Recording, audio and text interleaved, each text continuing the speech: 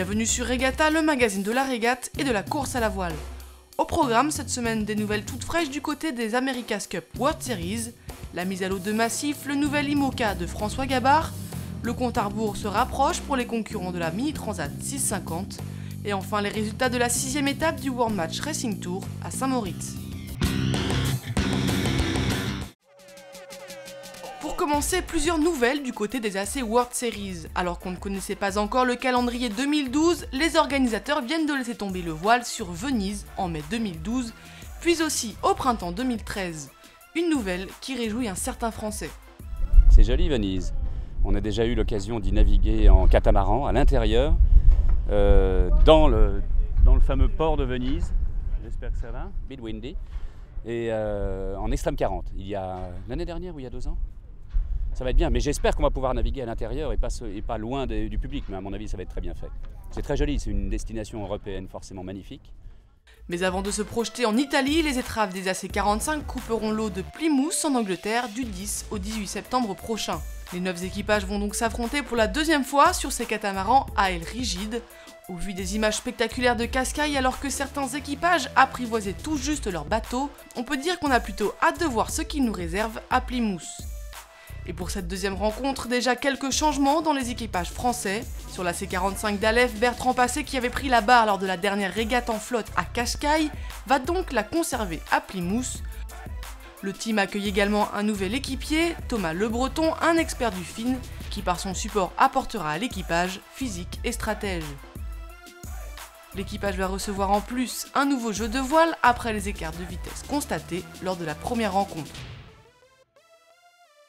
Du côté d'Energy Team, puisque Loïc Perron partage son temps entre le circuit et sa préparation au stand-by sur le trophée Jules Verne, ce sera Yann Guichard qui prendra la barre lors de la dernière World Series de l'année à San Diego.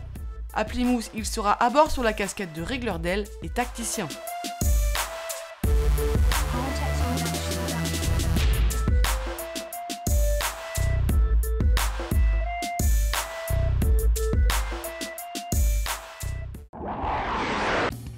Avec le Vendée Globe comme objectif, François Gabard a mis à l'eau son premier IMOCA massif à Port-la-Forêt.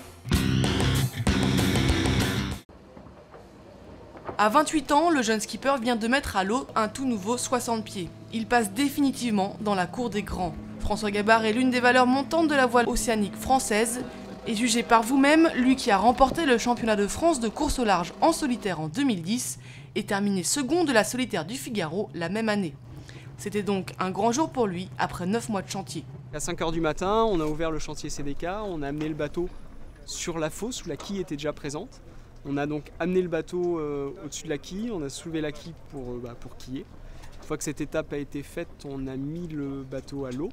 Enfin, avant de le mettre à l'eau, on l'a pesé. Une fois qu'il a été pesé, on l'a mis à l'eau. Là, on l'a retourné donc à 180 degrés pour faire donc le test à 180. Hop, il est revenu à l'endroit. Une fois qu'il est revenu à l'endroit, on a mis le mât. Et une fois qu'on avait le mât, on est venu ici et puis là il est 9h30 mais il y a encore pas mal de choses à faire aujourd'hui. On est content de la légèreté du bateau massif et de son potentiel de performance a priori sur le papier en tout cas. Bien que son objectif ultime soit le Vendée Globe, il naviguera aux côtés de Sébastien Coll sur la Transat Jacques Vabre, dont le départ sera donné le 30 octobre du Havre. Cette même course lui servira de qualification pour le prochain Vendée Globe. Dans moins d'un mois, 80 marins prendront le départ de la 18e édition de la Mini Transat 650. 33 prototypes et 47 séries, et dans tout ça 65 bisus et 15 récidivistes. Certains seront de futurs grands noms de la voile, d'autres viennent réaliser le rêve de leur vie, et c'est ce qui fait la particularité de cette transatlantique. Quoi qu'il en soit, la classe Mini est une véritable école de la course au large et en solitaire. Les concurrents de la Mini Transat ne disposent que du minimum technique indispensable pour traverser l'Atlantique. Pas de routage météo, aucun contact avec la terre, pas d'assistance au risque d'être disqualifié. Comme à chaque édition, la traversée s'effectue en 2 étapes. Au départ de La Rochelle avec une escale d'une dizaine de jours à Madère avant de rejoindre Salvador de Bahia au Brésil. Et pour vous donner une idée des conditions de vie à bord, voici une vidéo de Clément Bouissou à bord de son Pogo 2 514 filmé pendant la première étape de la Transgascogne. Bon, départ de Port-Bourgeonnais, là on est dimanche 10 h. 11h. Départ dans 1 heure. J'ai tiré des bords dans cette petite rade avec ma copine Élise qui est là. Tout. On peut plus Élise. Elle est dans mon axe.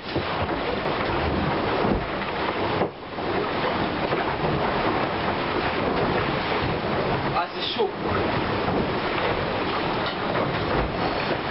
Bon, c'est la première fois que je teste la nouvelle gazinière. Avec un premier rayon de soleil sur cette course, sur cette Trans-Gascogne. Il y a Élise qui me lâche pas là, elle me traîne derrière là. On est mardi matin. Et là, ça commence à tirer.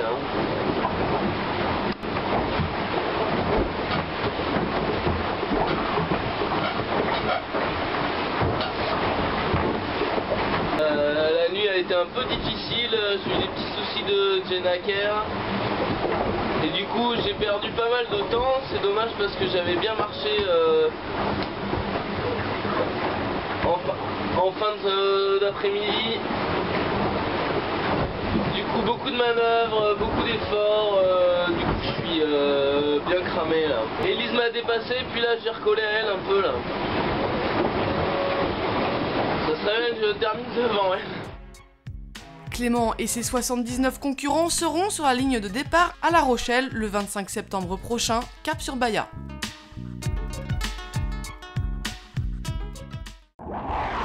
On pensait tous que Pierre-Antoine Morvan avait sa chance lors de la finale du World Match Racing Tour, mais faute de vent, il n'aura même pas pu essayer, il termine second à Saint-Moritz. Saint-Moritz, lieu de la 6e étape du circuit WMRT, mais une étape sans véritable finale, faute de vent. On est donc resté sur la base du classement du round robin qualificatif pour établir le classement final.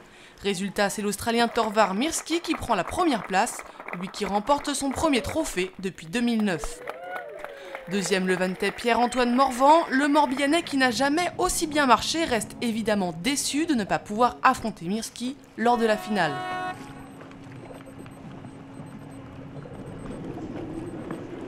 Les autres Français en lice, Damien Hiel et Mathieu Richard, terminent 6e et 7e. Au classement général provisoire, Yann Williams reste premier, second Francisco Bruni et troisième Torvar Mirsky.